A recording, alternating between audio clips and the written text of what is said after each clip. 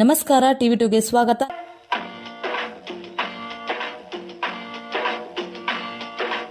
ಎಲ್ಲಿದೆಯೋ ನ್ಯಾಯ ಅಣ್ಣ, ಎಲ್ಲಿದೆಯೋ ನ್ಯಾಯ? ಬಡವನು ನ್ಯಾಯವ ಕೇಳುವುದೇ ಅನ್ಯಾಯ. ನ್ಯಾಯ ಎಲ್ಲಿದೆ? ನ್ಯಾಯ ಎಲ್ಲಿದೆ? ಎಲ್ಲಿದೆಯೋ ನ್ಯಾಯ ಅಣ್ಣ, ಎಲ್ಲಿದೆಯೋ ನ್ಯಾಯ?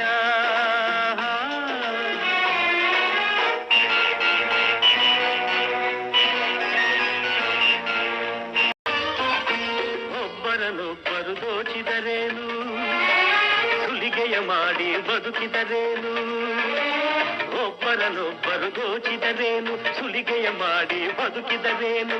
ಕೊಲೆಯನ್ನೇ ಮಾಡಿದರೇನು, ಅನ್ಯಾಯ ಮಾಡಿದರೇನು? ಹಾಯಾಗಿ ಬಾಳೋಕೆ ದಾರಿ ಉಂಟು. ಸಾಕ್ಷಿಯು ದೊರಕದ ಜಾಣ್ಮೆಯ ತೋರುತ್ತ ಗೆಲುವ ಪಡೆದರೆ ಸತ್ಯ ಅಳುತ್ತಿದೆ. ನ್ಯಾಯ ಎಲ್ಲಿದೆ? ಬೆಂಗಳೂರು ದಕ್ಷಿಣ ಕನಕಪುರ ರಸ್ತೆಯ ಉದಿಪಾಳ್ಯದಲ್ಲಿರುವ ರವಿಶಂಕರ್ ಗುರೂಜಿ ಅವರ ಆರ್ಟ್ ಆಫ್ ಲಿವಿಂಗ್ ಆಶ್ರಮವು 100 ಎಕರೆ ಸರ್ಕಾರಿ ಹಾಗೂ ದಲಿತರ ಜಮೀನನ್ನು ಒತ್ತುವರಿ ಮಾಡಿಕೊಂಡಿದೆ ಎಂದು ಆರೋಪಿಸಿ ಜುಲೈ 17, 2026 ರಿಂದ ಆಶ್ರಮದ ಮುಂಭಾಗ ಅನಿರ್ದಿಷ್ಟಾವಧಿ ಅಹೋರಾತ್ರಿ ಧರಣಿ ಸತ್ಯಾಗ್ರಹ ನಡೆಸಲಾಗುತ್ತಿದೆ. ಈ ಹೋರಾಟವು 21ನೇ ದಿನಕ್ಕೆ ಕಾಲಿಟ್ಟ ಹಿನ್ನೆಲೆಯಲ್ಲಿ ಪೊರಕೆ ಯೋಗ ಚಳುವಳಿ ನಡೆಸಲಾಯಿತು. ಒತ್ತುವರಿಯಾಗಿರುವ ಜಮೀನನ್ನು ಸರ್ಕಾರ ವಾಪಸ್ ಪಡೆಯುವವರೆಗೆ ಹೋರಾಟ ಮುಂದುವರಿಯಲಿದೆ ಎಂದು ಪ್ರತಿಭಟನಾಕಾರರು ಎಚ್ಚರಿಸಿದ್ದಾರೆ. ಚಳುವಳಿಯ ಪ್ರಮುಖ ನೇತೃತ್ವ ಮತ್ತು ಭಾಗವಹಿಸಿದವರು ಎಸ್ಎಸ್ಡಿ ಮಹಿಳಾ ರಾಜ್ಯಾಧ್ಯಕ್ಷರು ದಿಲ್ಶಾದ್ ತಹಸೀಲ್ದಾರ್, ಮಹಿಳಾ ಮುಖಂಡರು ಕವಿತಾ ಛಲವಾದಿ, ಸುರೇಖಾ ಬಿ, ರಾಜ್ಯಾಧ್ಯಕ್ಷರು ಜಿಸಿ ವೆಂಕಟರಮಣಪ್ಪ, ಯುವ ಘಟಕದ ರಾಜ್ಯಾಧ್ಯಕ್ಷರು ಚಳುವಳಿ ನಾಗೇಶ್, ರಾಜ್ಯ ಪ್ರಧಾನ ಕಾರ್ಯದರ್ಶಿ ಜಿಕೆ ಗೋಪಾಲ್, ರಾಜ್ಯ ಖಜಾಂಚಿ ಎಸ್ ಕೆಂಚಯ್ಯ, ಸಂಘಟನಾ ಕಾರ್ಯದರ್ಶಿಗಳು ಮುನಿಸ್ವಾಮಿ, ರಘು ಹಾಗೂ ಇತರರು.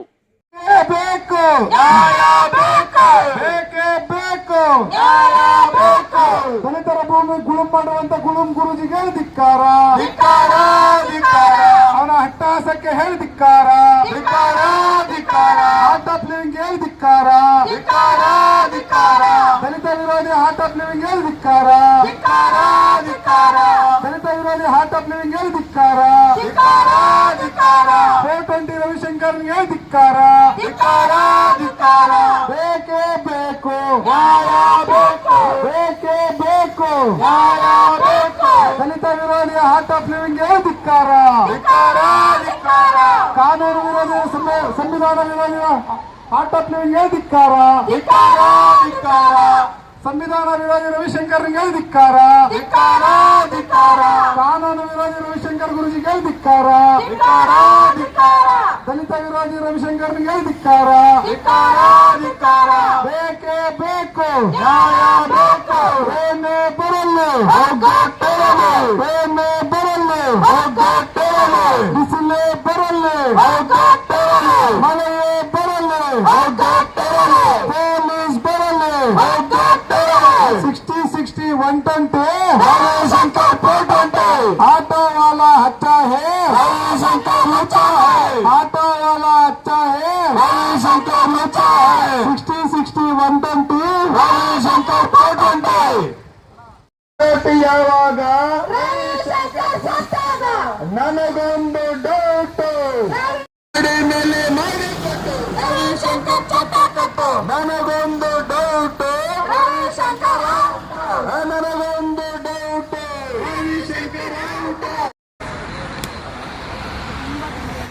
ಜೈ ಭೀಮ್. ಏನು ನಾವು ಸಮತಾ ಸಂಘದಿಂದ ಅನಿರ್ದಿಷ್ಟ ಅವಧಿ ಸತ್ಯಾಗ್ರಹ ಮಾಡ್ತಾ ಇದ್ರಿ.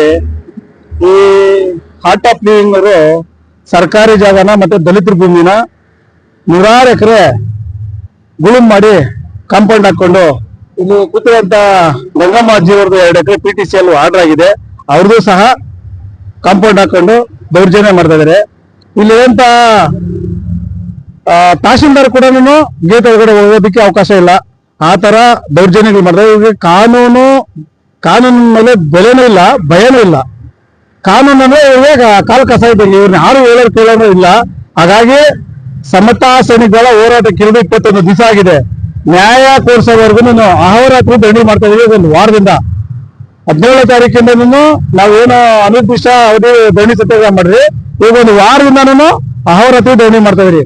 ನ್ಯಾಯ ಸಿಕ್ಕವರೆಗೂ ಗಂಗಮ್ಮಾಜಿ ಜಾಗ ಬಿಡ್ಬೇಕು, ಸರ್ಕಾರಿ ಜಾಗ ಒತ್ತುವರಿ ಮಾಡ್ಕೊಂಡ್ರೆ ತೆರವುಗೊಳಿಸಿ ಸರ್ಕಾರಕ್ಕೆ ವಶಪಡಿಸ್ಕೊಬೇಕು. ಕಾನೂನು ಅಡಿಯಲ್ಲಿ ಇವ್ರಿಗೆ ಏನು ಶಿಕ್ಷೆ ಆಗುತ್ತೋ ಆ ಶಿಕ್ಷೆ ಆರ್ಟ್ ಆಫ್ ಲಿವಿಂಗ್ ಅವರಿಗೆ ಮತ್ತೆ ಆರ್ಟ್ ಆಫ್ ಲಿವಿಂಗ್ ನ ಗುಳುಂ ಗುರುಜಿಗೆ ಆಗ್ಬೇಕು ಅಂತ ಹೇಳ್ಬಿಟ್ಟು ನಮ್ಮ ಒತ್ತಾಯ ಇದೆ ಮೇಡಮ್. ಅಂತಾರಾಷ್ಟ್ರೀಯ ಖ್ಯಾತಿ ಪಡೆದ ಶ್ರೀ ಶ್ರೀ ಶ್ರೀ ಶ್ರೀ ಜಗದ್ಗುರು ಪರಮ ಪೂಜ್ಯ ಆರ್ಟ್ ಆಫ್ ಲಿವಿಂಗ್ ನ ಮುಖ್ಯಸ್ಥರಾದಂತಹ ಶ್ರೀ ರವಿಶಂಕರ್ ಗುರೂಜಿ ಅವರು ಯಾವ ರೀತಿ ಅಂತಾರಾಷ್ಟ್ರೀಯ ಮಟ್ಟದಲ್ಲಿ ಖ್ಯಾತಿಯಾಗಿದ್ದಾರೆ ಅಂದ್ರೆ, ದಲಿತರ ಆಸ್ತಿ, ಬಡವರ ಆಸ್ತಿ, ಮಹಿಳೆಯರ ಆಸ್ತಿ, ತಲೆಗೆ ಸೂರ್ಯನ ಆಸ್ತಿ, ಸರ್ಕಾರಿ ಜಾಗ, ಗೋಮಾಳ, ಕೆರೆಯನ್ನು ಒತ್ತುವರಿ ಮಾಡೋದ್ರಲ್ಲಿ ಅಂತಾರಾಷ್ಟ್ರೀಯ ಮಟ್ಟದಲ್ಲಿ ಪ್ರಖ್ಯಾತಿ ಆಗಿದ್ದಾರೆ.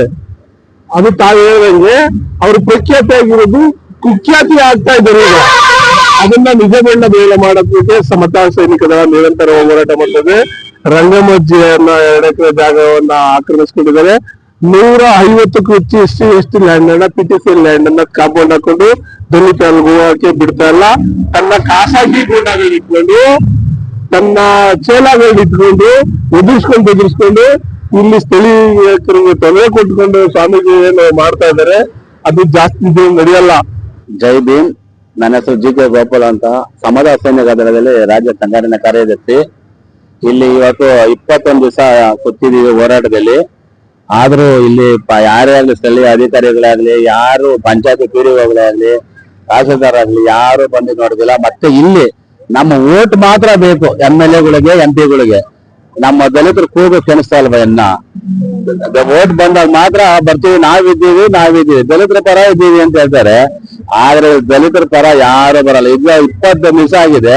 ಈ ಕ್ಷೇತ್ರದ MLA ಸೋಮಶೇಖರ್ ಗೌಡ್ರು ಎಲ್ಲಾ ಕಡೆ ನಾನು ಆ ತರ ಮಾಡಿದ್ದೀನಿ, ನಾನು ಈ ತರ ಮಾಡ್ತಾ ಇದ್ದೀನಿ, ನಾನು ಇಂಪ್ರೂವ್ ಮಾಡಿದ್ದೀನಿ ಅಂತ ನಮ್ಮ ಗುರುಕ್ಮಲ್ಲಿ ತಾಲೂಕು ಪಂಚಾಯತಿಲಿ ಒಂದೇ ಒಂದ್ ಸೈಟ್ ಆಗ್ಲಿಲ್ಲ. 25 ವರ್ಷ 50 ವರ್ಷ ಆಗಿದೆ, ಒಂದ್ ಸೈಟ್ ಅನ್ಸ್ತಾನಲ್ಲ, ಒಂದ್ ರಸ್ತೆ ಮಾಡಿಲ್ಲ, ಯಾವುದೇ ಒಂದು ಕಾಮಗಾರಿಕೆ ಆಗಿಲ್ಲ.